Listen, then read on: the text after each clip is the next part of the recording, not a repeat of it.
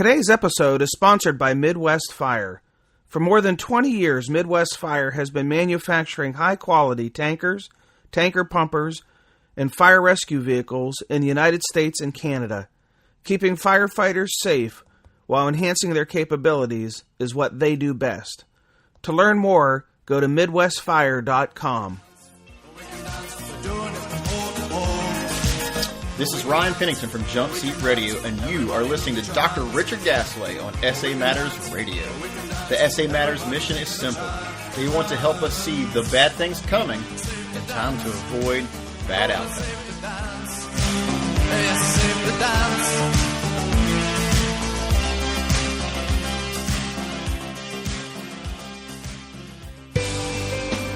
Hello and welcome to episode 102 of the Situational Awareness Matters radio show.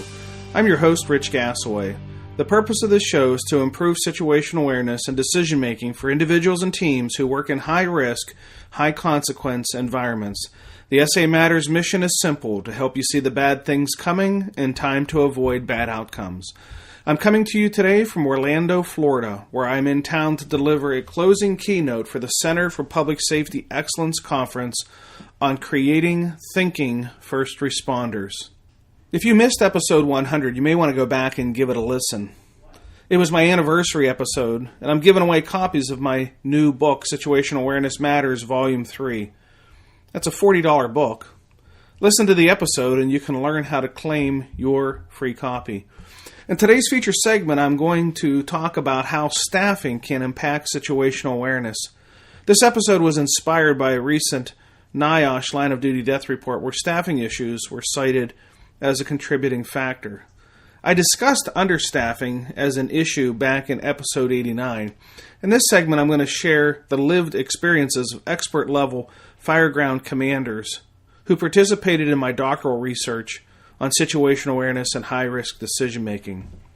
But before I jump into the feature segment, I'd like to take a moment to thank the departments and organizations who have hosted recent Situational Awareness Matters tour stop events.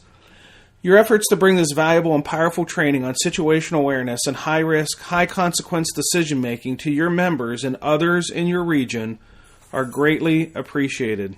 The Los Angeles County Fire Department Fire Officers Conference, the Howard County, Maryland Fire and Rescue Department, Toms River Fire District No. 2 in New Jersey, and the Maryland Fire Rescue Institute's National Fire Service Staff and Command Program, the Minnesota State Fire School in Alexandria, the Company Officer Development Institute in Columbus, Indiana, the Madison County LEPC in Indiana, the Community Fire Department in Houston, Texas, and the Montgomery County Fire Chiefs in Texas. And of course, where I am now, the Center for Public Safety Excellence Conference in Orlando, Florida, where I am delivering the closing keynote tomorrow. If you're interested in joining me for an upcoming Situational Awareness Matters tour stop, on April 9, I will be at the Delaware Volunteer Firefighters Association Conference in Dewey Beach, Delaware, talking on generational leadership. April 12th, the Minnesota Department of Pipeline Safety Conference in Breezy Point, Minnesota, delivering the keynote address on what is situational awareness and why does it matter. April 13th, the North Metro Fire Department in Broomfield, Colorado. April 14th, the Castle Rock Fire Department in Castle Rock, Colorado. April 19th, the Fire Department Instructors Conference in Indianapolis, Indiana, where I'm delivering a half-day pre-conference session on situational awareness. April 20, I will be at the Texas A&M Forest Service Agency Staff Retreat in San Antonio, Texas. Half-day on situational awareness, half-day on leadership there. April 23 and 24, I'll be delivering a Company Officer Development Institute program in Fort Wayne, Indiana. April 30 and May 1 for the Lebanon Fire District in Lebanon, Oregon. May 3, the Douglas County Fire District No. 2 in Roseburg, Oregon.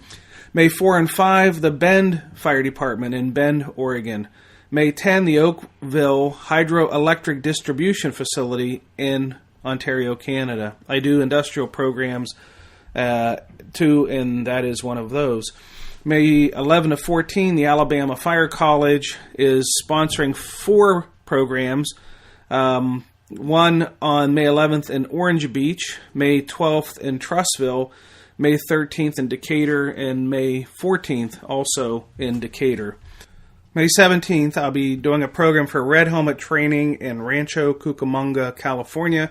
May 19th, a Fire Nuggets program in San Francisco, California. May 31 and June 1, I will be delivering a program for the Alberta Fire Chiefs Association Conference in Calgary, Alberta. Thanks so much to all the program hosts. Here's hoping there'll be a tour stop near you, and we'll get a chance to meet up. While I was delivering programs in southwest Minnesota, I had an opportunity to stop by and visit my sponsor, Midwest Fire, and I got a chance to sit down and talk to a few of their employees about what separates Midwest Fire from their competitors. Let's listen on a conversation that I had with engineer Tyler LeBrun about what differentiates Midwest Fire and their products from their competitors. So, Tyler, what differentiates the manufacturing process here at Midwest Fire as, say, compared to the competitors who build fire trucks as well? What makes you stand out in comparison?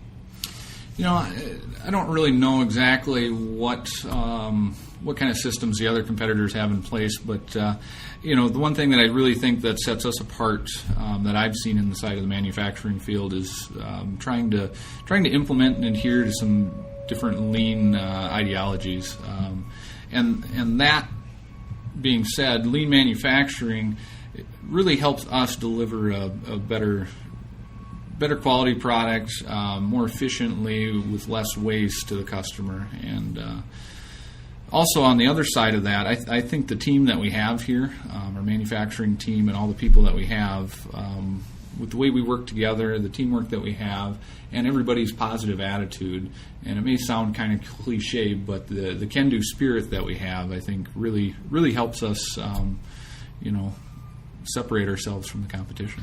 But I think one of the things too that I noticed when we were touring around on the shop floor is, as I looked around, I didn't see hundreds of employees. This is not a company that employs hundreds of people. It's an employee it's a company that employs a small number of employees with a great deal of dedication, and obviously that lends some to this teamwork and this sense of family that is going on here that might actually be an asset compared to a large company where an employee just might be a number. Exactly, most definitely, and that's something that we see is all of our employees are able to work together to build these trucks, because it's not something that they're just going to sit in their station and only do their work. If they see that somebody else needs help, they're going to go over there and help them do that, help them get ahead in their part of the process so that the product can keep flowing through the manufacturing floor. Nice, thank you. So that's really example of what separates Midwest Fire on the manufacturing side from their competitors. So check them out at MidwestFire.com. Thank you, Sarah Atchison, and all the staff at Midwest Fire for your awesome commitment to improving first responder safety. I sincerely appreciate your support of my mission. Hey, if you're interested in attending an upcoming Situational Awareness Matters tour stop, head over to SA Matters website and click on the blue box on the right side of the home page labeled Upcoming Events Schedule. More than 500 agencies on 4 continents have hosted Situational Awareness Matters tour stop events. Is your agency? No? Please, don't wait until you've had a significant near miss or a casualty event. Be proactive and get your program scheduled today. If you're interested in hosting a tour stop for 2016 for your department or association, just contact me through samatters.com. Click on the Contact Us tab. We'll get something set up for you. I should note that I'm actively booking 2017 programs now too, so if you're looking ahead and thinking about something maybe in 2017, now's the time to secure your date. Here's a tip for how you can host a program at a reduced cost. I schedule a number of what I call companion programs. These are programs on adjoining days to other programs. So if you see I'm delivering a program within a couple of hours of your department and you think you might want to tag along as a companion, contact me. You can save as much as 20% off of the program cost for being a companion to an existing program. If you noticed from the beginning of the show when I mentioned I'm going to be in Oregon on 3 selective dates that were consecutive, that's what that is. That's an example of companion programs. Okay, let's jump into our feature segment where I'm going to talk about how staffing can impact situational awareness. So what I want to do now is I want to share some of the findings from the research that I did. And this is going to be right out of my book, Fireground Command Decision Making, Understanding the Barriers that Challenge Commander Situational Awareness. This is my research that I did for my PhD, and I wanted to talk about how staffing can be challenging to situational awareness. And specifically, when I did my research, what we looked at 6 potential staffing-related areas: understaffing, overstaffing, quality of staffing, response time delays, which cause staffing issues, lack of experienced staffing, and inadequate training of staff. And I just want to share some of the excerpts from the commanders that I interviewed. So here's an example of one. This participant brought more than 20 years of fire service experience while working in a community that had more than 60,000 residents. He has commanded more than 20 residential dwelling fires each year over the past 5 years. And through that experience, this commander described a challenge that he's had with understaffing. Here's what he said. When I don't have enough people, it impacts how I prioritize tasks. I may have to give up one thing to get another, like giving up the RIT team while we're doing attack, or ventilation, or search. While I need to be the set of eyes on the outside of the incident, I may end up doing the things that company officers should be doing because of understaffing. This commander offered several examples of how understaffing has caused him to perform company-level tasks that impacted his awareness, including setting up a rehab area, assisting a pump operator with hooking up a hydrant line, making sure an ambulance was responding, setting up a ventilation fan, or performing safety officer functions. Here's what he had to say. When we're on the scene and I'm trying to do all of these things, I can't talk on the radio. I can't process the things that I'm hearing on the radio. I'm not always computing what's coming into my ears. I don't always understand what's coming across the radio because I'm trying to do 4 or 5 things all at the same time. Some radio traffic is missed, or dispatch may have to repeat it back to me. He noted that when he's understaffed, his awareness is impacted because he gets, in his words, tunnel vision, and he misses things that are happening around him. Here's what he said. I get too focused on the fire and the flames and getting in there and getting things done instead of looking at the big picture. Quote, end quote. He noted that when this SA barrier causes him to get drawn into the firefight, he misses critical clues like power lines, propane tanks, exposure issues, unusual burn patterns, things like that. Here's what another participant had to say. This person serves a community also of more than 60,000 residents and has been on the job for 21 years and has managed more than 30 residential dwelling fire incidents each year over the past 5 years. This commander also identified issues of understaffing as having a major impact on his situational awareness and shared a similar experience of a time when he was drawn into performing non-command fireground tasks because of short staffing. He noted, and I quote, I fall behind and it impacts my awareness, end quote. This commander shared the degree to which understaffing is a problem. He said it varies depending on when the fire occurs, noting that a daytime fire creates different staffing issues for his department than fires that occur in the evening or nighttime because of greater availability of part-time firefighters to respond from home. This commander described scenarios where he might have to vary his strategy from their established SOPs because of understaffing. And the understaffing didn't allow the tasks to be performed according to the SOPs. He said, I set up my strategies based on the number of people that I have coming in, not based on the SOP. He noted that concerns for having adequate response distracts him from the big picture and causes him to delay setting up the tactics until he sees the staffing that he has arriving. He said, I quote, "I may be distracted by having to think about the kinds of things that if we had the right staffing, I would not have to worry about." This commander discussed an incident when his awareness was impacted by understaffing at a 2-story residential dwelling fire. When this commander arrived, the crew of 3 was pulling a pre-connected attack line.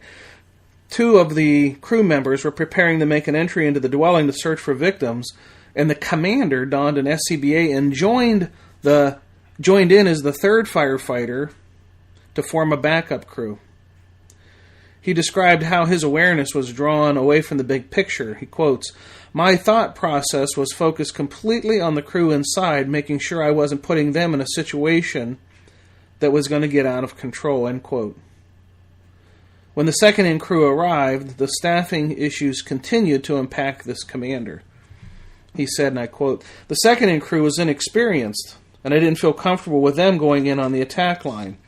The most senior person on that crew had 2 years on the department. The commander assigned that crew to the backup line to back up the first crew on the inside, and then he said, they knocked the fire down and started ventilation. We fought that fire with 6 people." In addition to understaffing, that commander also identified the lack of experienced staffing as a major challenge to his situational awareness. He noted that in his department, only about 14% of the firefighters have more than 10 years of experience, and over 60% of his firefighters have less than 5 years of experience. This is a problem I see in many departments where they do mass hirings, say, 20 or 25 years ago, and then they have mass retirements as a result of the people becoming of retirement age, and they have a big void and a big gap created when they have those retirements. This commander expressed concern about the lack of experience of his firefighters and how that impacts his ability to accomplish his goals. He said, quote, "I have had to remix the crews to assign tasks, making sure I had a good mixture of experience that could get the job done." He acknowledged that his department is relatively busy with working fires, and this allows his newer members to gain experience at an accelerated rate, but their experience levels still impact this commander.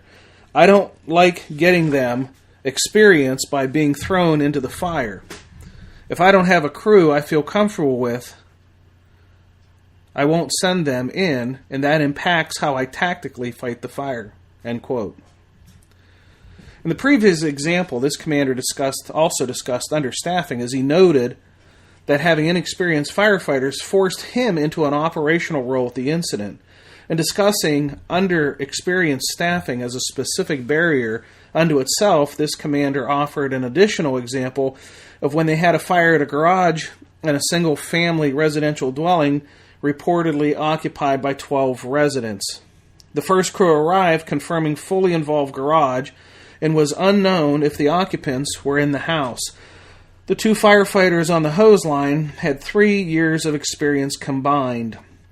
The fire engine operator reported he was running out of water. The second fire engine arrived and they connected to a hydrant that was not the closest to the fire, delaying the supply of water to the attack engine. The person assigned to open the hydrant did not have a radio with him, so the commander had to send someone to tell him to open the hydrant. When the commander ordered an attack crew through the front door, instead of using the line that was already laid, they pulled a separate line off of another fire engine that was not connected to the fire hydrant. This caused a significant delay in the fire attack, and the commander noted, quote, "Ironically, we had adequate staffing at this fire, and they were timely in their arrival, but it was very evident from the number of mistakes that were being made that they lacked experience, and this was impacting me at the fire. Lack of experience played a definite role at this fire. It slowed our operation, and it increased the dollar loss." It also impacted this commander's situational awareness. In discussing how these inexperienced firefighters impacted his awareness, this commander explained that he had to be much more detail-oriented in his orders, and he had to assign additional officers to supervise the roles that he might otherwise not have done. Quote, because I had to give more detailed orders, it impacted my awareness because it drew my attention away from the big picture. Safety issues caused by inexperienced crews caused me a big concern at this fire.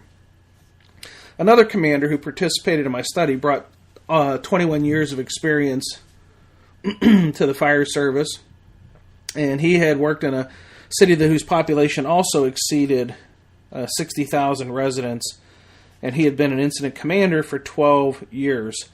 This commander acknowledged that he has only commanded about 5 residential dwelling fires a year since 2002, placing him among the commanders with the lowest frequency of recent experience at residential dwelling fire incidents.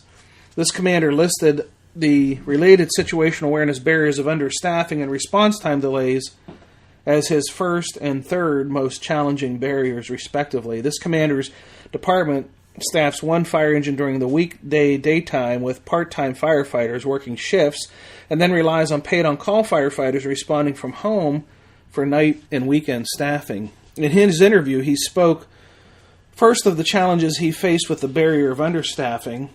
He noted about 2/3 of all the residential dwelling fires his department has are understaffed.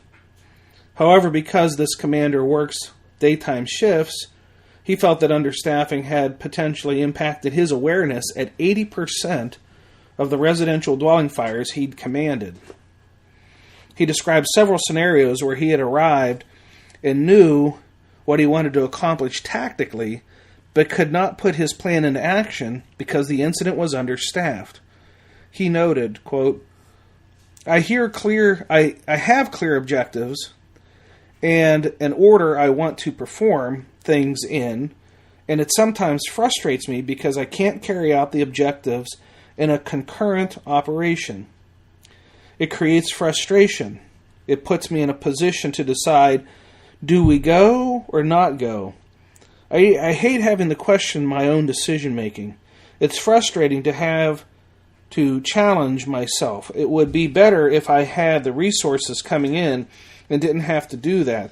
This creates frustration when I have to decide whether to put people in a position or not. It makes me question my own tactics. It's just very challenging when you know you need 19 or 20 on the response to the residential dwelling fire, and you have to piecemeal your response together with 2 coming in on the first engine and maybe 3 coming in on the second.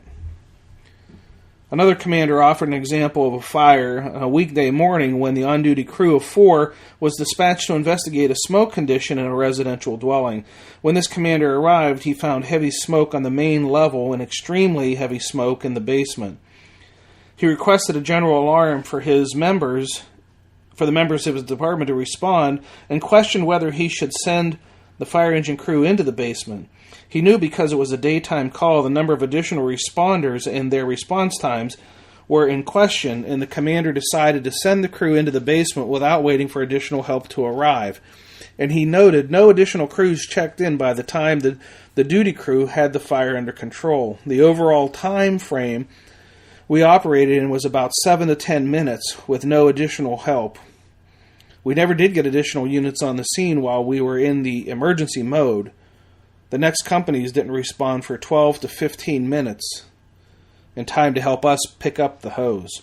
Reflecting on his decision, he said, I was aware of what was going on, but knowing I didn't have additional units coming heightened my alert level, and I probably made a call I should not have to send the crews in. He described himself as being on edge the whole time and felt that he had second-guessed his tactics. Ironically, he stated that in this case, he second-guessed his tactics. He says that second-guessing his tactics was a good thing because the understaffing forced him to count on his training and experience to help him feel confident that he was making the right decision.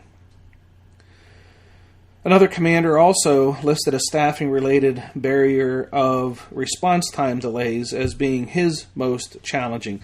He noted that when he cannot get responders to the emergency scene in a timely enough way to do the job safely as he sets the objectives, it impacts his awareness. He noted that during the weekday, the staffing of the fire engine responds quickly, and there can be a significant delay in callback responders arriving because they're coming from home or work or school or wherever they may be.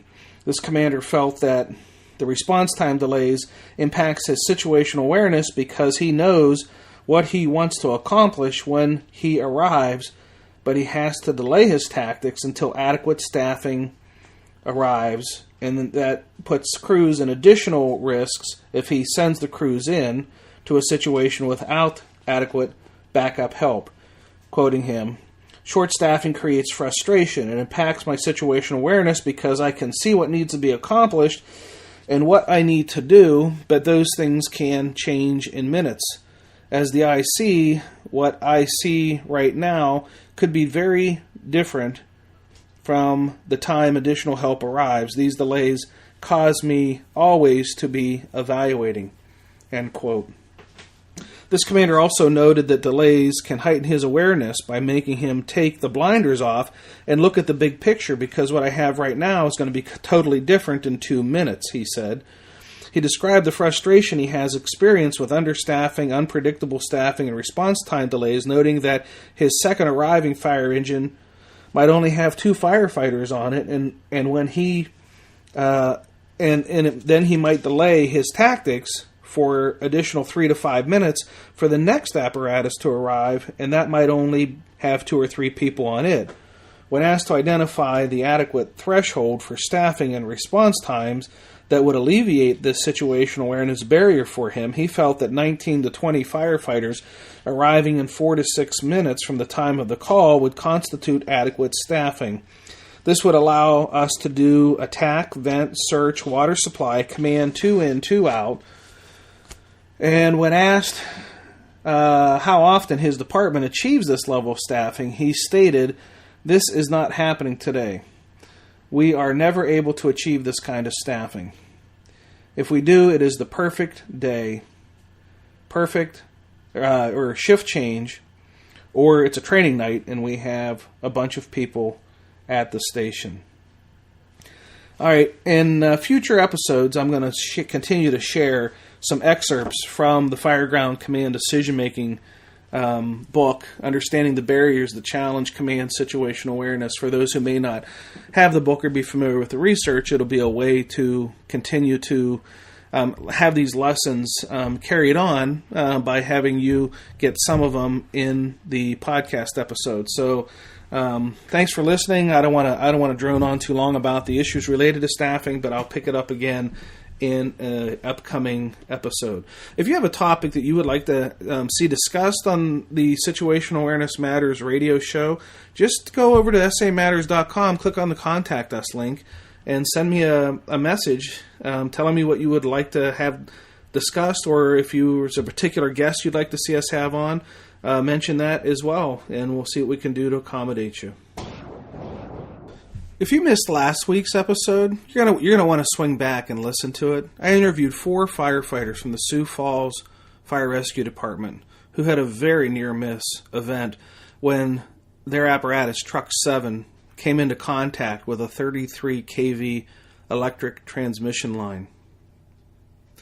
If you've experienced or witnessed a near-miss and would like to have a platform to share your lessons learned with others, please contact me by visiting samatters.com and clicking on the Contact Us link on the top of the homepage. Think about it for a moment. The lessons learned from your near-miss events could save the life of another responder. That's powerful. Powerful. If you want to share your lessons learned, contact me.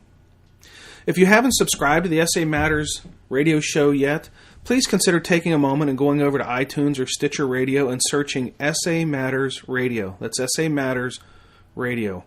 And while you're there, please consider leaving some feedback on the show if you like it. Give it a 5-star review. This really inspires me to work harder for you. A lot of time and effort goes into producing and recording and editing a show, lining up guests and such, and your feedback is really appreciated. In case you haven't heard, I recently released the third book of the Situational Awareness Matters series. This book contains critical lessons on improving situational awareness and high-risk decision-making. If you want to get a copy of it, you can do that through the SA Matters website store or through Amazon.com. If you know of a business that might be interested in supporting the Situational Awareness Matters mission with a sponsorship, I'm seeking a few select sponsors to help offset the cost of running the website, social media, podcast, YouTube channel, and the monthly newsletter, and all the other free content. All the support that goes behind it is not done by me. I have virtual assistants. I have a company that does marketing and promotion, and so there's quite a bit of backroom work that gets done there too. And the sponsorships are what helps to offset the cost of all that free content. The website has enjoyed over 1 million visitors. Those visitors have downloaded over 4 million pages of content. We post new blogs every Friday. Our Situational Awareness Matters newsletter is distributed to thousands of first responders monthly. The podcast that you're listening to comes a new episode every Tuesday and has been downloaded over 85,000 times. So if you know of a business that would like to get their message in front of my visitors, subscribers, or supporters, ask them to contact me. SAMatters.com, the contact us link.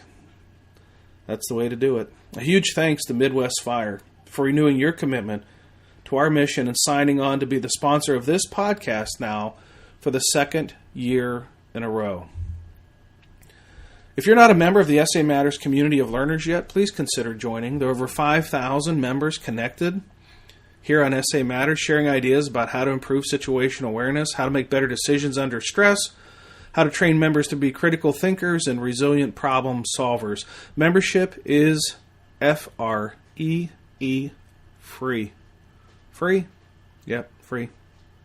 When you sign up, I'll send you a special report that I've created for the new members called 25 Best Practices for Improving First Responder Safety. If you're not a member yet, go over to SA Matters website, click on the red box on the right side of the homepage. It says Free Membership. If you want to get connected with me on social media, on Twitter, you can follow @RichGasaway or @SAMatters on Twitter. The Twitter community has about 17,000 followers of our mission. Thank you to everybody connected with me there, shooting out messages on first responder safety, things from programs. Even people who attend my programs shoot out messages, and I thank you for that. That's really cool. I like that. If you want to get connected on Facebook, you can join the private Situational Awareness Matters Facebook page. It's free also to do that. Facebook.com/groups/SA Matters. There's an enticement to join the private Facebook group. I have a coupon code there to give you 50% off on the new book. That's a $20 savings right there. On LinkedIn, you can find me by searching Rich Gasaway on LinkedIn. Well, that's it. Episode 102 is complete. Thank you to our sponsor, Midwest Fire. Thank you to our live event hosts. And thank you to our listeners for sharing some of your valuable time with me today. I really appreciate your support of the SA Matters mission. Be safe out there, and may the peace of the Lord and strong situational awareness be with you always.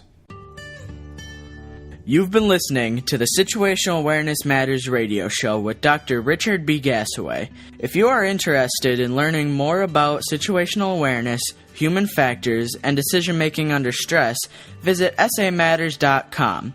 If you are interested in booking Dr. Gasaway for an upcoming event, visit his personal website at richgasaway.com.